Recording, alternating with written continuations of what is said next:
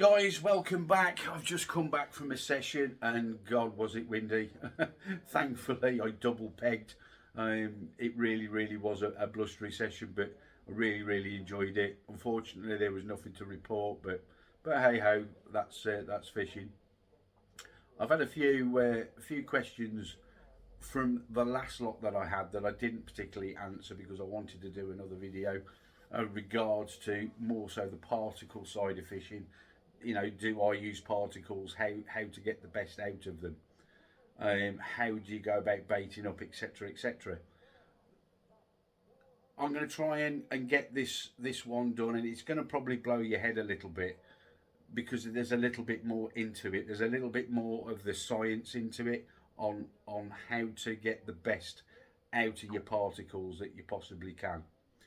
Now, I fish particles an awful lot, but I want to get this little bit done and out of the way first. When you're fishing throughout the summer months, and one question was repeated a number of times, is that sort of back end of June, July and August, people seem to find that they're struggling to catch fish during those months. Now, there's a higher concentration of natural food in that venue, whichever venue you're on, and you're competing against that, and that's the only thing, is that you're competing against the natural food source that the carp are so used to feeding on. Now, when you're chucking in boilies, it's not a natural food source, and the carp will only feed on that normally as a last resort. So how do you change the carp's way of approaching their feeding habits? And 9 times out of 10 it's by using particles. Now, particle baits are fantastic. Everybody uses them, from maize, peanuts, hemp, groats. There's all sorts going on. But what people tend to do is they use them fresh because we're told that's the best time to use them. So you go into the tackle shop and you buy, you know, a couple of tins of hemp, or a big tub of ready cooked hemp, or maize, or sweet corn, or whatever it would be. They go straight to the lake and they bait up with it,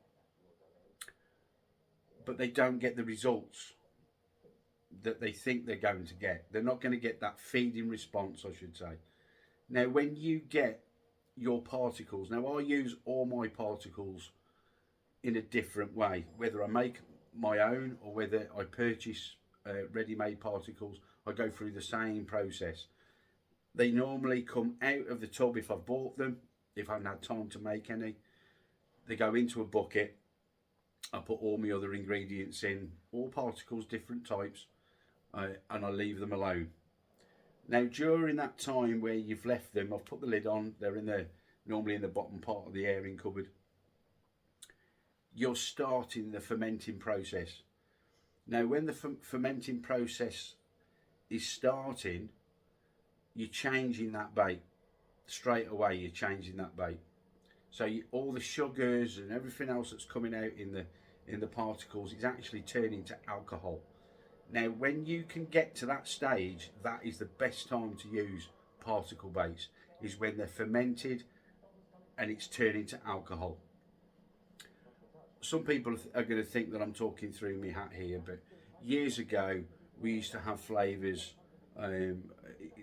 synthetics, but ether alcohol based, and people did really well on them. And basically what you're doing, you're just changing the molecular structure of that bait. Normally big fish, now if you're a campaign angler, a bit like me, that you go to one venue and you're trying to establish a bait, and you're baiting up, just say with boilies, and there's a lot of guys out there that mainly just use boilies. How can you emulate that fermenting process? And there's only normally one ingredient that you can add to your boilies that can kickstart that sort of process, and that's by using corn steep liquor. Now, when you go into the tackle shop and you buy, or online you can buy the corn steep liquor, it's a fantastic attractant. Carp find it absolutely irresistible, but you can make it even better because that product that you've bought is actually, it's not alive, it's dead. If you take the cap off, or the lid off, and you dip your finger in it and you taste it, it's quite acidic when you taste it, and that's because when it's manufactured, there's normally like a fruit added to it, so that product is dead. So how do you get that product from being dead to becoming alive again? I hope this is this isn't battering your head. It battered mine a long time ago, but there's a lot into this that you can do that others just won't do, and I'm probably going to put myself out on a limb here, because there's going to be quite a few people in the bait trade that probably won't like me saying this at all. So get your boilies, put them into a tub. Same with your particles, you can do exactly the same if you wanted to put some corn steep liquor into them, but this is mainly just for the boilies. Put your boilies into a bucket, into a tub, whatever you're going to use, add your corn steep liquor, and then add saccharin to them. Now the saccharin changes the corn steep liquor, it then becomes alive, and you're starting that fermenting process once again, and the carp find that really attractive. How many times have you baited up in a certain area of the lake that you're fishing, and within a few hours or that evening you've seen carp boshing on the surface? Basically what you're doing is, when you're baiting up, the baits are falling to the bottom, but that scent trail is coming off the bottom and it's coming up into the top layers of the surface, and the carp find that very attractive. You know, they're boshing all over the place. Then you wonder why you haven't had a take, because of the top layers in the surface. They're more attractive. Once it starts to settle down, that's normally when you get the take, and it's normally, you know, a day after, or some, in some cases 2 days after, that you'll catch fish. Now when you're trying to get the maximum feeding reaction out of your swim, you can emulate that by using the particles with the fermenting process. Big carp they're single-minded. They are wired differently than some other carp, and you might think, what's he on about? But believe you me, a lot of the bigger fish are different. They're not all the same, and they won't always feed the same. That's why a lot of the big carp don't get caught as much. Not that they're careful in their feeding, it's because they feed differently, and that is it. They find certain things more attractive. So the fermenting process in your particles, I have really found that when it starts to turn, the sugars start to turn to alcohol. And normally when you put your hand in to bait up, it's warm. It's because it's alive. That's the simple fact of it. That what you're doing has become alive. And when you're baiting up, a lot of the big carp find that absolutely irresistible.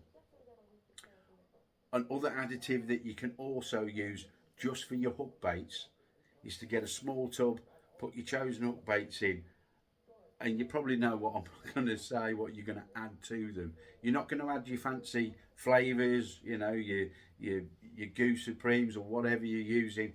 You're going to use neat alcohol. You can use vodka. I've used vodka in the past. You can even use whiskey.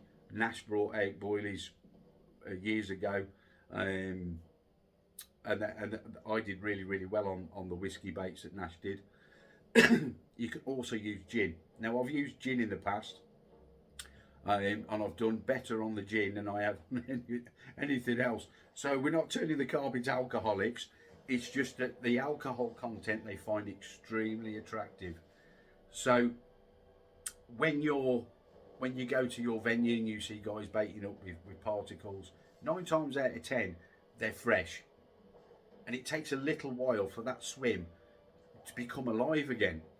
And normally that's because when the particles been in the lake for a while, the structure of those particles changes, and the carp really do home in on them. Back in the 80s, we all used peanuts a lot of the time. Now, sometimes you've got to be careful with peanuts, and a lot of places banned them because there was a big drum being banged around at the time that they were dangerous to carp. They gave carp cancer. They bloated the carp. They killed them, and a lot of venues banned them without justification, really. And when I was a young lad, I couldn't always afford to go out and buy boilies. They were so expensive, and they're not cheap now either. So it was trying to find something else, and I always used to use maize. Maize is as cheap as chips. Even now, I can buy a 25 kilo sack online for a little over 20 quid, and it lasts me an awful long time. When you go to we go to your chosen venue, whether it be a day ticket, or it's your syndicate that you're actually doing a campaign on. When you're baiting up, whether you're fishing or whether you're not on that session, if you're just baiting up, if there's nobody on the lake, and you're pre-baiting, even though you're not there, you're still fishing. Mainly because that bait is still working for you, and I still go through the same process of adding the corn steep liquor. Now, when that time comes, people normally look, if you've caught fish very, very quickly on a hard venue, which I have done in the past, it's only because you're putting a little bit more thought into what you're doing, that approach in how you're going to tackle that certain venue. If you're fishing busy day ticket waters, do exactly the same. You're going to be a little bit, a step ahead than a lot of the other people out there. Some people are brainwashed that they think they have to use fresh particles. I've been abroad and I fish with guys that have been using maize, and they've opened the buckets and there's a great big skin of mould on the top of them. And I've never used maize with mould on, but it certainly hasn't gone against them. And they've outcaught me, and you start to think a little bit, well, how the hell have they caught more than me? I'm using fresh particle and they're not. The simple reason is they're going through that fermenting process. So the sugars have turned to alcohol, and carp find alcohol extremely attractive. Like I said, get a tub, put your boilies into it, get a cap full of vodka or whatever you want to use, put that in with your boilies, you know, give them a bit of a stir around and leave them just for a few days before you go. Go to that chosen venue, put on what you want, and believe you me, you'll notice a massive difference in your catch rates if you're just mainly using particles. Start that fermenting process. Don't be put off by the smell, because believe you me, the carp find that extremely attractive, and especially some of the big carp in there. We've got carp to over £40 in my syndicate. The one fish in particular, it might only come out once every sort of couple of years. It's not because it's a careful feeder, it's because it feeds differently. So you have to try and get that carp to feed how you want it to feed. But like I said, June, July and August shouldn't be the hardest months. They should be some of the easiest months to catch carp, because they're feeding a lot more. All you're doing is you're fishing against the natural abundance that's in that venue. So I hope that clears it up. I've cleared a little bit of the science. I've tried to simplify it the best way I can without really wrapping your brains. But please give it a go. If you're using particles this coming season, try this fermenting process. Let me know how you get on. I can guarantee that your catch rates will improve. And I must admit, I think there's going to be a few people out there that aren't going to be best pleased that I've mentioned this. But I hope it helps. I wish you all the very best, and I'll see you all soon, guys. Cheers.